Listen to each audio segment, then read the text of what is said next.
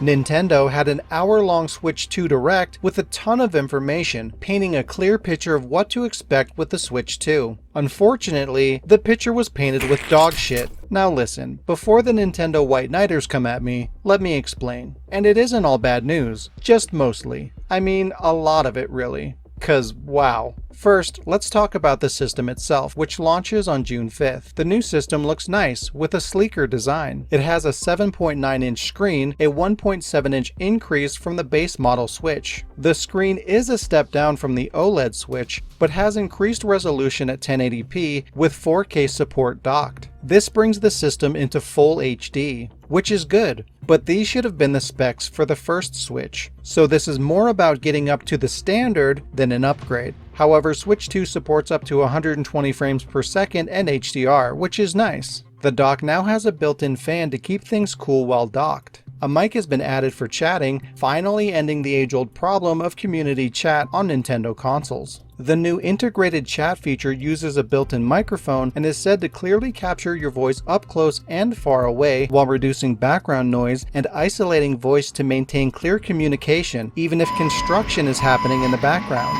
Hey, would you shut the fuck up? This feature also allows everyone in chat to share screens, whether they're all playing the same game online or each are playing different games. Additionally, you can buy the Piranha Plant camera to do video chat. Some games will even implant your camera feed directly into the games in real time. This new feature of course won't be free, however. Get used to spending money on the Switch 2, cause you're gonna. You'll need to have Nintendo's online membership to use the app, which will cost you $3.99 a month or $20 a year. It's not a lot, but if chat's all you want, that is a lot. Plus, this plugs into Nintendo's goal of nickel and diming you at every possible chance. A second USB-C port was placed on the top of the system, and 3D audio has been added as well. The Joy-Cons have been upgraded to attach to the system magnetically via the SL and SR buttons. I'm sure that won't cause any problems.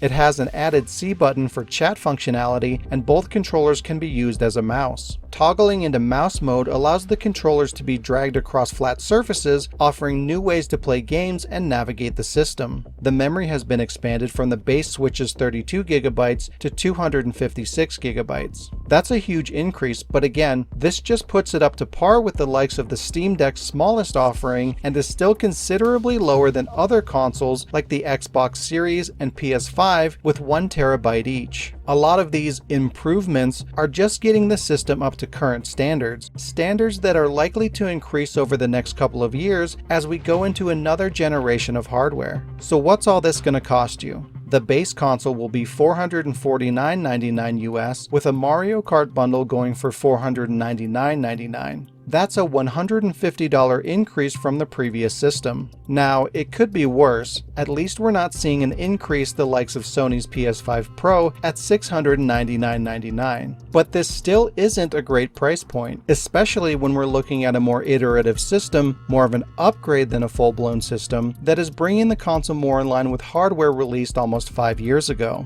It's worth noting that during this hour-long presentation, Nintendo neglected to give a price point for anything.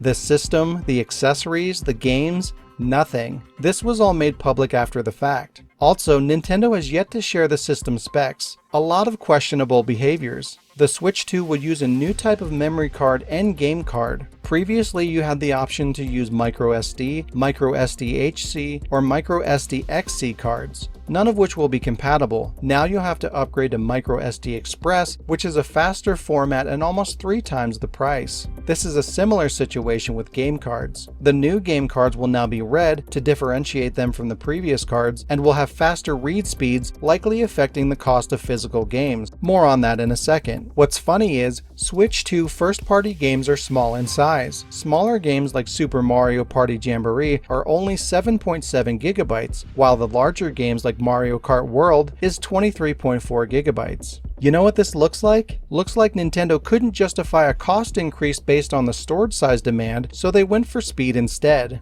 Interesting. Gotta get that bag though. Nintendo Switch Online Plus expansion pack will finally be offering GameCube games, including The Legend of Zelda Wind Waker, F-Zero GX, Soul Calibur 2, Luigi's Mansion, Pokemon XD Gale of Darkness, and more. This is something fans have been asking for a while now, but there's a catch. It's only available for Switch 2 owners. A very obvious tactic to push more people towards buying a Switch 2. You have a large group of consumers currently paying for Online Plus expansion for $49.99 a year, waiting for the addition of GameCube games, and when Nintendo finally delivers, they make you buy a $450 system plus your $49.99 yearly subscription to have the privilege to play them.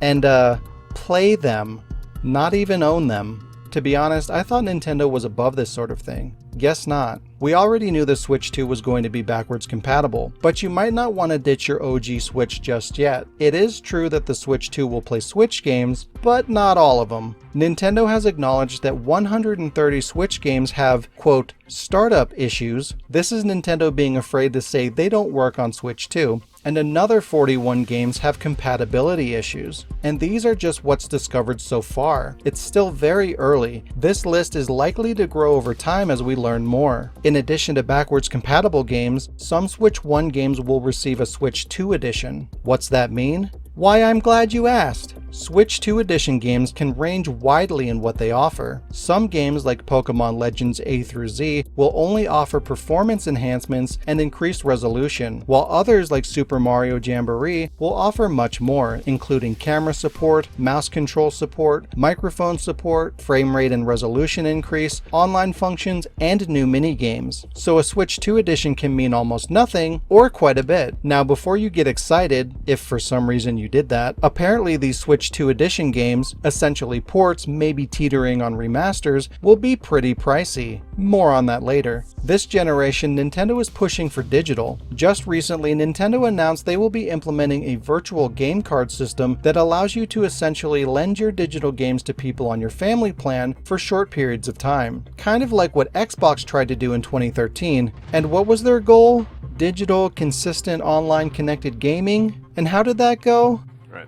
So stick with 360, that's your message if you don't, like it? Not good. That's what we call a red flag. Now with Switch 2 games, Nintendo is implementing a digital key system for some games. These game cards will have no data on them. Instead, when inserted into the system, it will trigger a download to install from the internet. They're just installation launchers in the form of a game card. So, you know how developers are bitching about the cost of game development? How the hell can you justify the cost of distributing thousands, probably millions, of empty game cards? Why would you do that, Nintendo? Oh, because you want to transition everyone into buying, playing, and relying on online to better control distribution, access, and price. Right. Don't be fooled. This is straight up manipulation, and it's going to cost them a pretty penny to do it, so you know they're dedicated to converting you to digital. Let's talk about accessories and game prices. The cost of the hardware isn't the only thing to increase for the Switch 2. Joy-Con 2s will sell individually, left or right, for $49.99, $100 for the pair, or you can buy the set at a discount for $89.99, a $10 increase. The Pro controller sells for $79.99, a $10 increase, and the new camera for $49.99. Memory cards go from $49.99 for a 120GB and $59.99 for a 256GB, a $32 increase. Now for the games. This is where shit gets pretty wild. Games have a wide range of prices apparently. Some cross-generation games, older games available on previous hardware, go for $59.99. Standard Switch 2 games are $69.99, increasing the base price for Nintendo. Previously, the only $70 Switch game was The Legend of Zelda Tears of the Kingdom. Premium Switch 2 games are $79.99. Mario Kart World is the first game at this price point, and according to reports in the UK, Switch 2 edition original Switch titles will sell upwards of $84.99 US. Fucking yikes. In an attempt to counterbalance some of this price gouging, Nintendo will be offering a game share feature for certain games. This feature allows you to play with up to 3 other Switch systems locally or online with only one copy of the game. Right now, the only games that offer this feature are Captain Toad Treasure Tracker, Super Mario 3D World, Super Mario Odyssey, Big Brain Academy, and Clubhouse Games' 51 Worldwide Classics. Don't expect to see this feature used all that often, as Nintendo's going to want you and your friends to buy these $80 games. Let's be real. Now let's get into some of the games. Nintendo has made an interactive gamified tour for the Switch 2. Sounds like a neat little pack-in like Wii Sports kind of deal, right? Of course not. This is the greedy evil Nintendo arc and they want your damn money. The Nintendo Switch 2 Welcome Tour, again something absurd to have to pay for, is a virtual expedition that walks you through the hardware and features. You control a miniature-sized character navigating through an enlarged version of the Switch 2's hardware. You can walk up to all the different buttons and components on the hardware and interact with them to learn more about them. You'll be able to experience tech demos and play mini games too. This will be a digital-only game and is said to run about $6.50 US. That's $6.50 too much. Duskblood is From Software's stupid mistake. This is the developer's next Souls game with a bigger focus on multiplayer than in previous titles. It looks so much like Bloodborne that it seems like a troll. For context, From Software created the Soulsborne genre, which is very popular these days. They developed Demon Souls, which started it all, Dark Souls, Bloodborne, Elden Ring, etc. Fans have been desperately waiting and hoping for a follow-up to Bloodborne, and that's never been more relevant than now, as we just passed the game's 10th anniversary on March 24th. So what does From Software do? They don't announce a Bloodborne sequel. Instead, they announce a similar game in a whole new universe. And given that Bloodborne was a PlayStation exclusive and that fan base exists mainly on that platform, what do? They locked it exclusively to a Nintendo console. It's almost like they're going out of their way to do the opposite of what their fan base wants. Does this not seem antagonizing? How can this not be on purpose? I mean shit, they could have even gotten away with this game no problem if they announced Bloodborne 2 first. But no. They take her the glove and they smack her the face. Street Fighter 6 is coming to Switch 2 in the form of Street Fighter 6 Years 1 through 2. It's kind of a weird title. 1 through 2, isn't that just 1 and 2? Also releasing on PS4, PS5, Xbox Series X, Series S, and PC. This will be the first time the game is available on a Nintendo platform, and as the name says, this version includes the DLC for Years 1 and 2. This increases the base fighter roster from 18 to 26, includes character outfit colors 3 through 10, and has 20 stages, adding 5 more from the initial 15 at launch. And best of all, an internet connection is required to download a patch to access all the characters. This is the case across all platforms, but the Switch 2 version takes it to another level. The physical release will be a game key card, the new Switch 2 digital initiative. You will have to do a full game download of 50 gigabytes to play the game. So if you're buying physical, keep that in mind. The game will be available in time for the Switch 2 launch on June 5th for $59.99. Then you have this, a wheelchair Rocket League game? I can't deal with this right now. We'll cover that in another video. Donkey Kong Bonanza looks fantastic. The new Donkey Kong is a sort of revival for the series, having been dormant for over a decade ever since Donkey Kong Tropical Freeze in 2014. Plus, this is the first 3D Donkey Kong in 26 years, which is insane. Donkey Kong Bonanza, which is a great name by the way, is being compared to Mario Odyssey in scope and design, offering a lot of similarities like the HUD, the obtaining of golden bananas instead of stars, and so on. It's very Mario Odyssey-esque, for better or worse. Donkey Kong Bonanza introduces a new destructible world system that allows the vast majority of the environment to be dug into, smashed, or overall destroyed to reveal bananas, collectibles, and secrets. The game looks promising, but it does appear to be adopting the open world virus. We have too many open world games. Stop! It may just offer some expansive maps, but the large environments are edging towards the open world scale, and that's a tiresome trope. Donkey Kong Bonanza will launch for Switch 2 on July 2nd for $69.99. The prices are going up.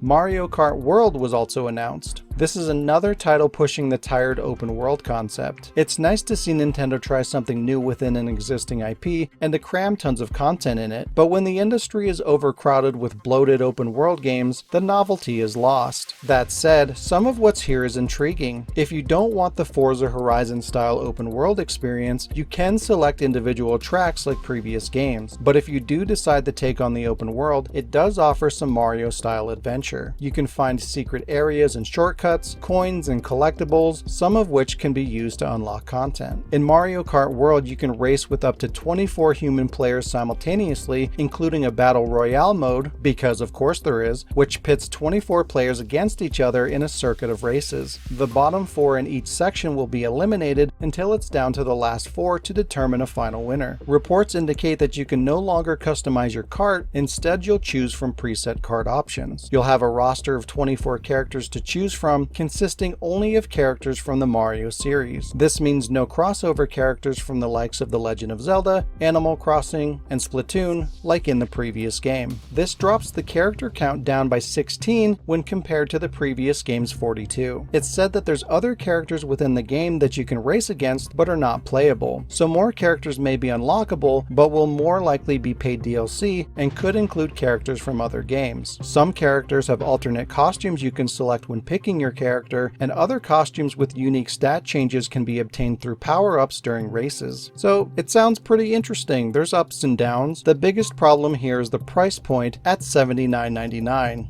Bleh. So there you have it. A lot of pros and cons here, mostly cons, but you can be the judge on which side the scale tips. Just tread lightly. Supporting this system and its games means supporting its practices and prices. If you buy in, you're telling the industry that these prices are acceptable, that these behaviors are okay, that digital is the way to go, and with enough support this will in fact affect the video game landscape in the future. Take-Two wants to increase games to $100, and paying $80 for Mario Kart is a stepping stone to that end. The more we let digital elements creep into physical products, reduces their functionality and overall the need to have them in the first place. Whatever you choose, whether you decide to pass on everything entirely, dip your toes in a little bit, or throw a shit ton of money at Nintendo, we'd love to hear what you think.